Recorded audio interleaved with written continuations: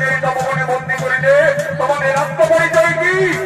আমাদের পরিচয়, আমরা তো সতী মায়ের সন্তান, গুরু বাল্মীকি শিষ্য, দুই ভাই লাভকুশ। সতী মায়ের সন্তান অন্তর্যামী বীর হনুমান বলতে পারলে তাহলে রাই আমার মাতা ছিলেন সন্তান। আমি কিভাবে আমার প্রবল সন্তানদের সঙ্গে যুদ্ধ করব? না না না, তার চাইতে যদি আমি পরাজয় স্বীকার করি তাহলে প্রভু শ্রী রামচন্দ্রের সঙ্গে মা জানকীর এই তপবনে অবশ্যই মিলন ঘটবে। বুদ্ধিমতী হনুমান ছলনা করলে এই বালক এই ঘোড়াকে না থামলে এই গোদার আগানে তোমাদের শেষ করে দেবো। কি হনুমান, তুমি আমাদের ভয় দেখাবে? চলে এসো, দেখি কার বাউনে কত শক্তি আছে।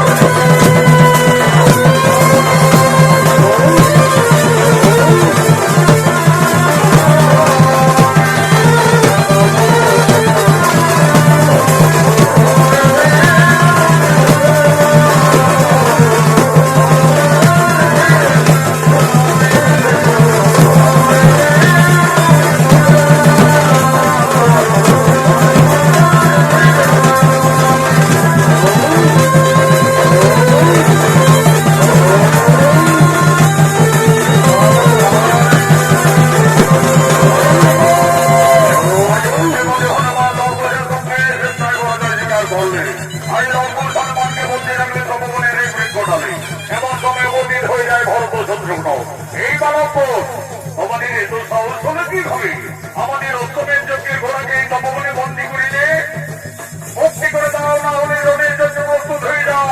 হ্যাঁ, আমরা রণের জন্য প্রস্তুত আছি, চলে এসো, দেখি কে হারে আর কে জিতে।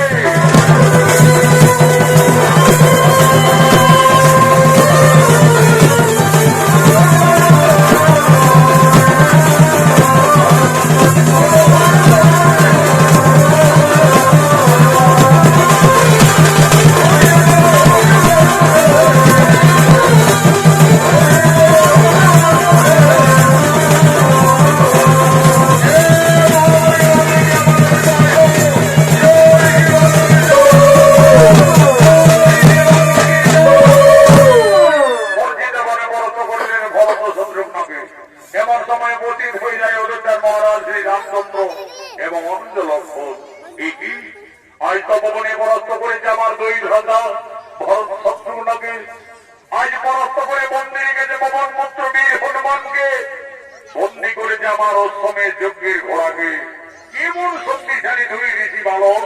কে বাবা তোমরা? আমরা সতী মায়ের সন্তান, গুরু বাল্মীকি শিষ্য, দুই ভাই লাভকুশ। লবকুশ, দেখো লবকুশ, এই ঘোড়াকে তোমরা বন্দী করে ভুল করেছো, এই ঘোড়াকে তোমরা মুক্তি করে দাও বালকন। তাহলে তুমি এই অযোধ্যার মহারাজ শ্রী রামচন্দ্র? হে বালকন, তোমাদের অনুমান সত্য, আমি অযোধ্যাপতি ত্রিলোকজয়ী রাজা শ্রী রামচন্দ্র। রাজা, ওই ঘোড়ার কপালে লেখা আছে এই ঘোড়া যতদূর যাবে ততদূর অযোধ্যার সীমানা বলে পরিচিত থাকবে। হে বালকন, তোমরা তো ঠিকই বলেছ, এই ঘোড়া আমার অশ্বমেধ যজ্ঞের ঘোড়া। এই ঘোড়া যত দূরেই যাক না কেন ততদূর আমাদের অযোধ্যার সীমানা বলেই পরিচিত থাকবে। রাজা, তাহলে তুমি না যুদ্ধে এই ঘোড়াকে আমরা তপবন থেকে কিছুতেই ছাড়বো না। আমাদের গুরু বাল্মীকি এই তপবন রক্ষার দায়িত্ব ভার দিয়ে কপিল মুনির আশ্রমে গমন করেছেন, তাই তো গুরুদেবের আদেশে আমরা বন্দী রেখেছি। তাহলে তোমরা রণের জন্য প্রস্তুত হয়ে যাও বালকন। আমার সঙ্গে যে তোমাদের রণ করতে হবে, আর আমি ত্রিলোকজয়ী, আমার সঙ্গে কোনোভাবেই তোমরা রণে উত্তীর্ণ হতে পারবে না। আমার রণে তোমাদের মৃত্যু হয়ে যাবে। তোমাদের মৃত্যুর সংবাদ পেয়ে তোমাদের পিতা মাতা কতই না দুঃখ পাবে। দেখো বালকন, তোমরা কোন ঋষি পুত্র, কে তোমাদের পিতা, কে বা তোমাদের মাতা? আমরা তো আমাদের পিতার নাম জানি না, এইটুকু জানি আমরা সতী মায়ের সন্তান, দুই ভাই লবকুশ। লবকুশ, তোমরা তোমাদের পিতার নাম জানো না? আমি কিভাবে এই অবোধ বালকদের সঙ্গে রণ করব? দেখো লবকুশ, তোমরা অবোধ বালক, আমার পুত্র সম। একবার আমার পিতা সম্বোধন করো, আমি পুত্র ভেবে তোমাদের ক্ষমা করে দেব। এই রাজা, তোমাকে আমার বাবা বলতে যাবো কেন? তুমি আমাদের বাবা বলো না দেখছি। শান্ত হও বালক, আমি যদি তোমাদের বাবার সম্বোধন করি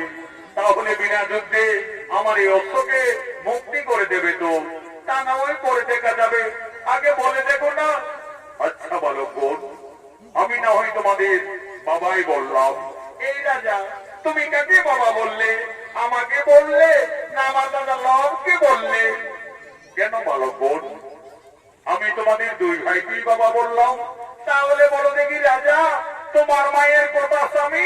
ওই মূর্খ ঋষি বালক, তোমরা সাবধান হও। তোমরা রাজা শ্রী রামচন্দ্রের রণে উপস্থিত রয়েছ। আমরা সতী মায়ের সন্তান, রণকে ভয় পাই না রাজা। চলে এসো সম্মুখ সমরে, বিনা যুদ্ধে না জানিব শ্রমের যজ্ঞের ঘোড়া।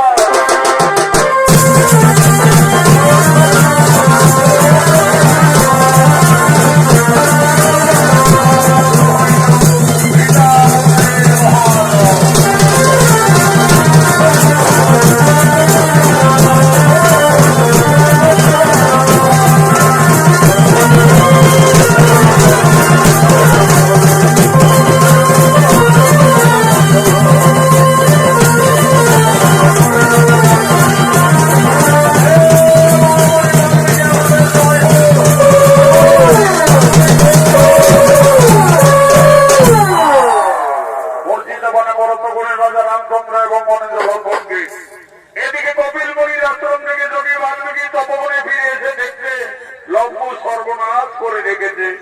ওই শিষ্যগণ, ওই লম্বু কোথায় তোরা?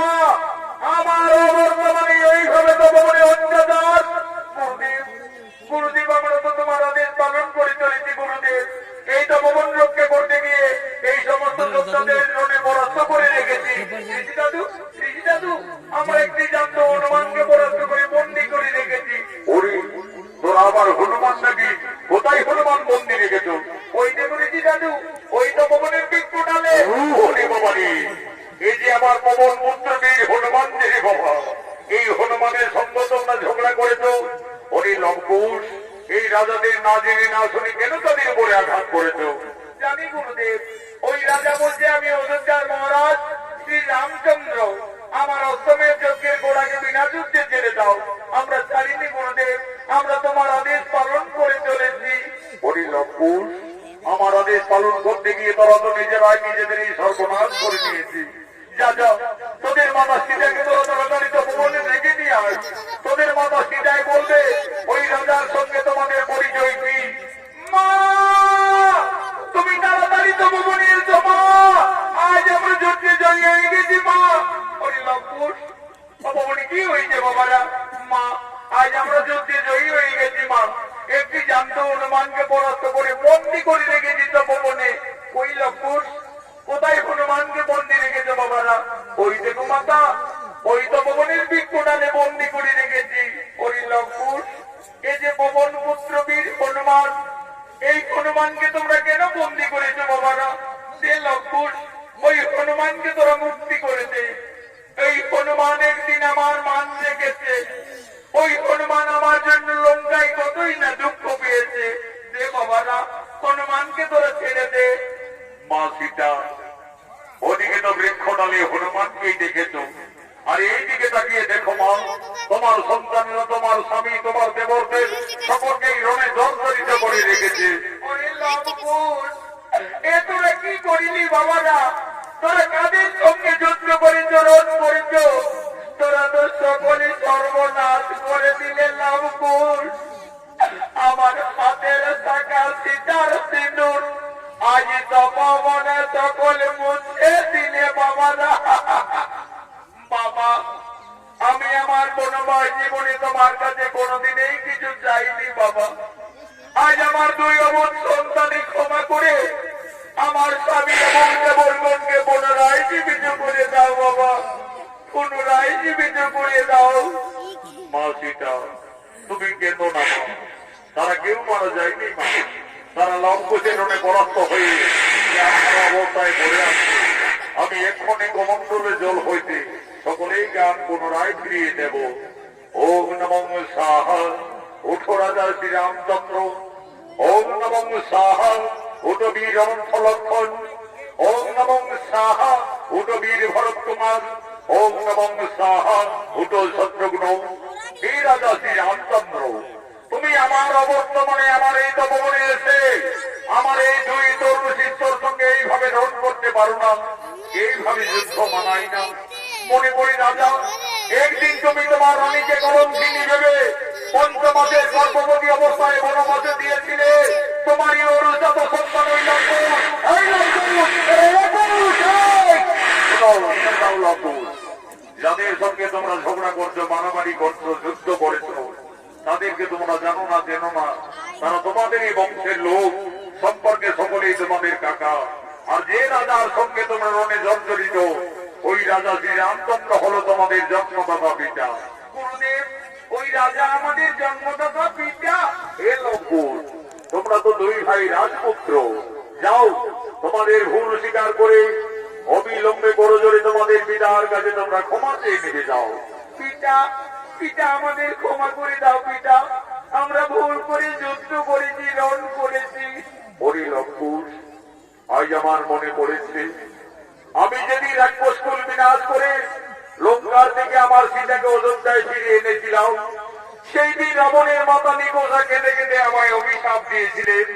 বলেছিলেন, ওরে রাজা রামচন্দ্র, আজ যেমন আমাকে পুত্র শোকে কাঁদতে হচ্ছে, আমিও তোমাকে অভিশাপ দিচ্ছি। তুমি ত্রিলোক জয়ী হলেও একদিন না একদিন তোমার পরাজয় নিশ্চিত হবে তোমার পুত্রের হাতে। আজ আমার সেই অভিশাপের কথা মনে পড়েছে লম্বুর। তোমরাই আমার পুত্রগণ, এসো বাবারা, আমার পক্ষে এসো। মা জানকী, আর তুমি কেঁদো না মা। তোমার বনবাস জীবন শেষ হয়ে গেল মা, তোমার আনন্দের দিন এসেছে। যাও মা সীতা, তোমার স্বামী, তোমার পরিবারের সকলেই তোমার অপেক্ষায় দাঁড়িয়ে রয়েছে। রাজা শ্রী রামচন্দ্র একদিন মা জানকীকে কলঙ্কিনী বিচারিণী ভেবে ক্রোধবশত পঞ্চমাসের গর্ভবতী অবস্থায় বনবাসে দিয়েছিলেন। ঋষি বাল্মীকির আশীর্বাদে ফিরে পেলেন তার স্ত্রী পুত্রদের। আনন্দ হলো। জয় জয়কারে রাম ভক্ত পবন পুত্র বীর হনুমান বলছেন, বলো বলো সীতাপতি রাজা শ্রী রামচন্দ্র কি।